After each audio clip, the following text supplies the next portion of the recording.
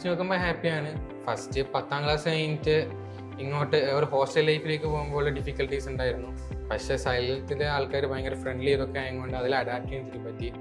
പിന്നെ സ്കൂളിൽ ബോർഡ് എക്സാമും എൻട്രൻസ് എക്സാമും ഒരുമിച്ച് കൊണ്ടുപോകാൻ പറ്റിയ സന്തോഷമുണ്ട്. പിന്നെ ഇപ്പോൾ നമ്മൾ ഇത്തിരി സ്ട്രെസ്ഡ് ആവുന്ന സമയത്ത് ടൂറും അതൊക്കെ പ്ലാൻ ചെയ്തിട്ട് നമ്മളെ ഇത്രയും കൂടി ഹാപ്പി മോട്ടിവേറ്റഡ് ആക്കാനും പറ്റി. പിന്നെ മോട്ടിവേഷൻ ക്ലാസ്സസ് ഉണ്ടായിരുന്നു ഇടയ്ക്ക്. നമ്മള് എനിക്ക് തോന്നുന്നു സൈലത്തിന്റെ എല്ലാ സക്സസ് സെലിബ്രേഷനുകളിലും എല്ലാത്തിലും മെഡിക്കൽ അവാർഡ്സിലും ഒക്കെ അല്ലേ 2 വർഷം നിങ്ങൾ ഭാഗമായിട്ടുള്ള ആളുകളാണ്.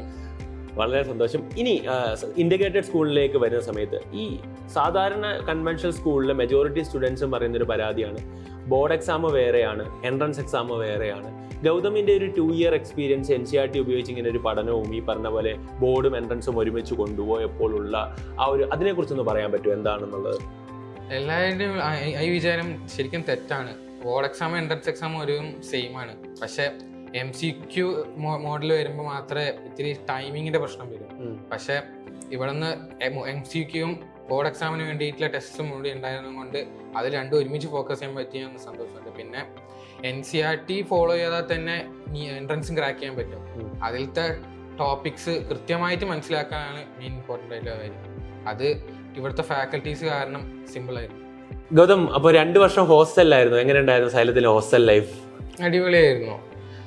നമ്മൾ റൂട്ടീൻ എന്ന് പറഞ്ഞു കഴിഞ്ഞാൽ രാവിലെ 5 മണിക്ക് എണീക്കുക, അവിടെ നിന്ന് ഇത്തിരി 1 മണിക്കൂർ പഠിക്കാനുള്ള സമയം കിട്ടും, റെഡി ആകാനുള്ള സമയം കിട്ടും. അത് കഴിഞ്ഞിട്ട് ബ്രേക്ക്ഫാസ്റ്റ് കഴിഞ്ഞിട്ട് നമ്മളെ ഹൈബ്രിഡ് ക്യാമ്പസിലേക്ക് കൊണ്ടുപോകാൻ വേണ്ടിയിട്ട് വെഹിക്കിൾ ബസ് വരുമായിരുന്നു. അതിൽ പോകാം. അത് കഴിഞ്ഞിട്ട് അവിടെ നിന്ന് പഠിക്കാം. അത് കഴിഞ്ഞിട്ട് ഒരു 4 മണിയാകുമ്പോഴത്തേക്കും അവിടെ നിന്ന് നേരെ ഹോസ്റ്റലിലേക്ക് വരും. അത് കഴിഞ്ഞിട്ട് നമ്മുടെ സ്റ്റഡി ഹാളിൽ നിന്ന് പഠിച്ചിട്ട് അവസാനം 11 മണിക്കോ ഉറങ്ങില്ല. പിന്നെ ഹോസ്റ്റലത്തെ വാർഡന്മാരായാലും മെൻറ്റർമാരായാലും നല്ല സപ്പോർട്ടീവ് ആയിരുന്നു. പിന്നെ പേര് വെച്ച് പറയുകയാണെങ്കിൽ സുധീരങ്കിലും പിന്നെ വിഷ്ണുവേട്ടനും പിന്നെ അനസാറും എല്ലാം നല്ല സപ്പോർട്ടീവ് ആയിരുന്നു. ഓക്കെ, എല്ലാവരും അടിപൊളിയായിരുന്നു. എല്ലാവരും അടിപൊളിയായിരുന്നു. ഇനി നമ്മുടെ മെയിൻ ആളെ കുറിച്ച് പറയാം. നിങ്ങളുടെ ഓരോ ഇൻറ്റഗ്രേറ്റഡ് സ്കൂളിൽ ഓരോ ആളുകളാണ് കോർഡിനേറ്റ് ചെയ്യാറ്. ഇപ്പം ഈ വർഷം നമുക്ക് ഏകദേശം 15ഓളം സ്കൂളുകളുണ്ട്. എങ്ങനെയുണ്ടായിരുന്നു ജംഷീദ് സാർ? നമ്മുടെ ഫസ്റ്റ് ഇൻറ്റഗ്രേറ്റഡ് ബാച്ച് ജംഷീദ് സാറിൻ്റെ കയ്യിലായിരുന്നു. ജംഷീദ് സാറും ടീമും എങ്ങനെയായിരുന്നു നിങ്ങളുടെ കൂടെ നിന്നിരുന്നത്? ജംഷീദ് സാറിൻ്റെ ഈ പ്ലാനിലെ ഡെഡിക്കേഷനും കാണുമ്പോൾ തന്നെ ഒരു സർപ്രൈസ് ആണ്. സാറ് വയ്യാണ്ടായിട്ടുണ്ടെങ്കിൽ പോലും നമ്മളെ കണ്ടിട്ട് എല്ലാ കാര്യങ്ങളും തിരക്കിയിട്ട് നിൽക്കാറുള്ളൂ. കൂടെ ഫാക്കൽറ്റീസും വളരെ സപ്പോർട്ടീവ് ആയിരുന്നു. എപ്പോഴും ഡൗട്ട് ക്ലിയറൻസിനൊക്കെ വരുമ്പോൾ ഡൗട്ട് ക്ലിയർ ചെയ്തിട്ടേ പോകാറുണ്ടായിട്ടുള്ളൂ. പിന്നെ ഇപ്പോൾ ഒരു സബ്ജക്റ്റിൽ പ്രൊഫിഷ്യൻ്റ് ആവണമെങ്കിൽ ഒരു ടീച്ചറിൻ്റെയും കൂടി ഒരു കഴിവുണ്ടല്ലോ. അത് ഇവിടെ നന്നായിട്ട് നല്ല ഫാക്കൽറ്റീസ് ഉള്ളത് കൊണ്ട് ഒരുവിധം ഒരു സബ്ജക്റ്റും അങ്ങനെ ഡിഫിക്കൽട്ട് ആയിരുന്നില്ല. ഫാക്കൽറ്റീസിനെ കുറിച്ചൊക്കെ പറയുകയാണെങ്കിൽ എന്തൊക്കെയായിരുന്നു അവരുടെ ഒരു എക്സ്പീരിയൻസും സപ്പോർട്ടും ഒക്കെ എങ്ങനെയായിരുന്നു? അവർ ഡൗട്ട് ക്ലിയറൻസിനൊക്കെ എങ്ങനെയാണ് ഹെൽപ്പ് ചെയ്തിരുന്നത്? ഡൗട്ട് ക്ലിയറൻസിൽ ഫുള്ള് ഈ കൺസെപ്റ്റ് കംപ്ലീറ്റ്ലി ക്ലിയർ ആയിട്ട് വരുമായിരുന്നു. പിന്നെ ഓരോ ഫാക്കൽറ്റീനും ഓരോ സ്റ്റൈൽ ഉണ്ടല്ലോ. അപ്പോൾ അത് നോക്കുമ്പോൾ എങ്ങനെയാ എൻട്രൻസ് എക്സാമിന് അഡാപ്റ്റ് ചെയ്യേണ്ടതെന്നും പിന്നെ ഇത്തിരി ടെക്നിക്സും അതൊക്കെ പെട്ടെന്ന് മനസ്സിലാക്കാൻ പറ്റും. ഓക്കെ, ഇനി ഈ 2 വർഷം എത്ര മണിക്കൂർ ഡെയിലി പഠിക്കുമായിരുന്നു? സ്റ്റഡി അവേഴ്സ് ഒക്കെ എങ്ങനെയായിരുന്നു? എല്ലാ ദിവസവും പഠിക്കുമായിരുന്നു? അതിൻ്റെ ഒരു അല്ലെങ്കിൽ അപ്സ് ആൻഡ് ഡൗൺസ് ഉണ്ടായിരുന്നു? എത്ര മണിക്കൂറൊക്കെ പഠിക്കും ഏകദേശം? അതിനെക്കുറിച്ചൊന്ന് പറയാമോ? ഒരു ഓൺ ആവറേജ് 14 hours ഒക്കെ ഒരു ദിവസം പഠിക്കും. പിന്നെ ചില സമയത്ത് ഡൗൺ ആയി കഴിഞ്ഞാൽ ഇത്തിരി കുറഞ്ഞു പോയുള്ളൂ. പക്ഷെ എന്നാലും ഓവറോൾ എല്ലാ ദിവസവും കൺസിസ്റ്റന്റ് ആയിട്ട് പഠിക്കുമായിരുന്നു. ഓക്കെ, അപ്പോൾ ഈ 14 hours ഓഫ് സ്റ്റഡി ഉണ്ടായിരുന്നു അല്ലേ? എല്ലാവരും കേൾക്കേണ്ട ഒരു കാര്യമാണ്. അത്രയും മണിക്കൂർ പഠിച്ചാൽ മാത്രമേ 2 വർഷം കഷ്ടപ്പെടുകയാണ് ആളുകൾ. അപ്പോൾ അവരോടൊപ്പം നമ്മൾ എന്ത് ചെയ്യണം? അതുപോലെ തന്നെ കഷ്ടപ്പെടുക എന്നുള്ളൊരു കാര്യം കൂടെ നിങ്ങൾ ചെയ്യണം അല്ലേ? അത് വളരെ ഇമ്പോർട്ടൻ്റ് ആണ്. ഹാർഡ് വർക്ക് തന്നെയല്ലേ ഇതിനകത്തൊരു മെയിൻ ഫാക്ടർ എന്ന് പറയുന്നത്. Especially mental health. യെസ്, അത് വളരെ ഇമ്പോർട്ടൻ്റ്. അവസാനത്തെ സമയത്ത് മെന്റൽ ഹെൽത്ത് മോശമാണെങ്കിൽ എത്ര പഠിച്ചിട്ടും കാര്യമില്ല. ഓക്കെ, അങ്ങ് ഡൗൺ ആയി പോകും. റെഡി. അപ്പൊ ആദ്യം തൊട്ട് തന്നെ കൺസിസ്റ്റന്റ് ആയിട്ട് പഠിക്കുക എന്നുള്ളൊരു കാര്യം വളരെ ഇമ്പോർട്ടന്റ് ആയിട്ടുള്ള ഒരു കാര്യമാണ്. ഏതാണ് ഡിഫിക്കൽട്ട് സബ്ജക്ട് ഗൗതമിന്റെ? അങ്ങനെ ഉണ്ടായിരുന്നു ഒരു ഡിഫിക്കൽട്ട് സബ്ജക്ട്? അങ്ങനെ ഉണ്ടെങ്കിൽ അതിനെ എങ്ങനെയാണ് ഓവർകം ചെയ്തത്?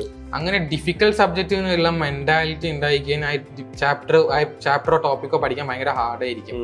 അപ്പോൾ അങ്ങനത്തെ ഒരു ചിന്താഗതി ഞാൻ ഫസ്റ്റ് തന്നെ 11th ക്ലാസ്സിൽ തന്നെ പറഞ്ഞു, ഇപ്പം അങ്ങനെ ഒരു സബ്ജക്റ്റ് പഠിക്കുന്നുണ്ടെങ്കിൽ അത് ഡിഫിക്കൽട്ടാണെന്ന് ഞാൻ ചിന്തിക്കില്ല. എനിക്ക് ഡിഫിക്കൽട്ടാണെന്ന് തോന്നിക്കഴിഞ്ഞാൽ അത് പ്രാക്ടീസ് കൊണ്ട് എനിക്ക് ഓവർകം ചെയ്യാൻ പറ്റുന്നതേ ഉള്ളൂ. അതുകൊണ്ട് എനിക്ക് സിമ്പിളായിട്ട് ഒരുവിധം അങ്ങനെ ഒരു സബ്ജക്റ്റും ഡിഫിക്കൽട്ട് ആയിരുന്നില്ല. ഇങ്ങനെ സാധാരണ ചില ആൾക്കാർ പറയില്ലേ, ഇപ്പോൾ മോളിക്കുലർ ബേസിസ് ആണെങ്കിലോ ഇങ്ങനെ തെർമോഡൈനാമിക്സ് ആണെങ്കിലോ ഡിഫിക്കൽട്ട് ആയിരിക്കുമെന്ന്. പക്ഷെ എനിക്ക് അങ്ങനത്തെ ഒരു ചിന്ത ഉണ്ടായിരുന്നില്ല. അപ്പോൾ എനിക്ക് മോളിക്കുലർ ബേസിസ് ഒക്കെ ഓൾമോസ്റ്റ് ഏത് എക്സാമിനും ഫുൾ മാർക്ക് കിട്ടുമായിരുന്നു. Okay, very good very good. അപ്പൊ അങ്ങനെ ഒരു മെന്റാലിറ്റിയേ ഇല്ലായിരുന്നു അല്ലേ? ഇനി അടുത്ത് നമ്മുടെ പുതിയൊരു സിസ്റ്റം എന്ന് പറഞ്ഞാൽ DPP ഒക്കെ വെച്ചിട്ടാണ് അടുത്ത ഇന്റഗ്രേറ്റഡ് ബാച്ച്, പുതിയ ബാച്ച് വരാൻ വേണ്ടി പോകുന്നത്. അപ്പം അവരോട് എന്താ പറയാനുള്ളത്? പുതിയ DPP എനിക്ക് തോന്നുന്നു ഗൗതം കണ്ടിട്ടുണ്ടാവും, അതിന്റെ സ്ട്രക്ചറും കാര്യങ്ങളൊക്കെ. അവരോട് എന്താണ് പറയാനുള്ളത്? അപ്പം എനിക്ക് തോന്നുന്നു നിങ്ങൾ വന്നതിന്റെ ആ ഒരു സിസ്റ്റത്തിനേക്കാളൊക്കെ എനിക്ക് തോന്നുന്നു DPP സിസ്റ്റം കൂടെ വരുമ്പോഴത്തേക്കും വളരെ സ്ട്രക്ചേർഡ് ആയിട്ട് പുതിയൊരു കോഴ്സ് നമ്മൾ റൺ ചെയ്ത് മുമ്പോട്ട് പോകുന്നത്. അപ്പം അതിനെക്കുറിച്ച് എന്താണ് അഭിപ്രായം? നമ്മൾ ഓരോ വർഷം മോഡിഫൈ ചെയ്തതിന്റെ ഭാഗമായിട്ടാണ് DPP നമ്മൾ ഇൻട്രൊഡ്യൂസ് ചെയ്തത്. DPP ഉള്ള പുതിയൊരു ഇന്റഗ്രേറ്റഡ് സിസ്റ്റത്തിനെ കുറിച്ചും പുതിയ വരാൻ പോകുന്ന ഒരുപാട് കുട്ടികളുണ്ട്. ഏകദേശം എനിക്ക് തോന്നുന്നു 3000-ഓളം കുട്ടികൾ ഈ വർഷം നമുക്ക് സൈലത്തിലേക്ക് വരാനുണ്ട്. അവരോട് എന്താണ് പറയാനുള്ളത്? ഫസ്റ്റ് ഓഫ് ഓൾ പറയാനുള്ളത്, നിങ്ങൾ ടെൻഷൻ അടിക്കേണ്ട ആവശ്യമില്ല. ഇപ്പോൾ ഒരാൾക്ക് ഇങ്ങനെ സ്ട്രക്ചർഡ് ആയിട്ടുള്ള ടൈം ടേബിൾ അങ്ങനത്തെ ഒക്കെ ഫോളോ ചെയ്യുന്നുള്ളൊരു അത് ഉണ്ടാക്കാൻ പറ്റിയില്ലെങ്കിൽ സ്ട്രെസ് ഉണ്ടാവുമല്ലോ. അതിനെക്കുറിച്ച് ചിന്തിക്കേണ്ട ആവശ്യമില്ല.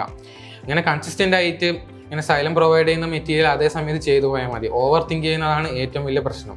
പ്ലാനിനെ ഫോളോ ചെയ്യാതെ വേറെ കാര്യങ്ങൾ ചെയ്യുമ്പോൾ പ്ലാൻ അങ്ങ് കൃത്യമായി ഫോളോ ചെയ്യാന്നുള്ളതാണ് ചെയ്യേണ്ട കാര്യം. Yes yes yes.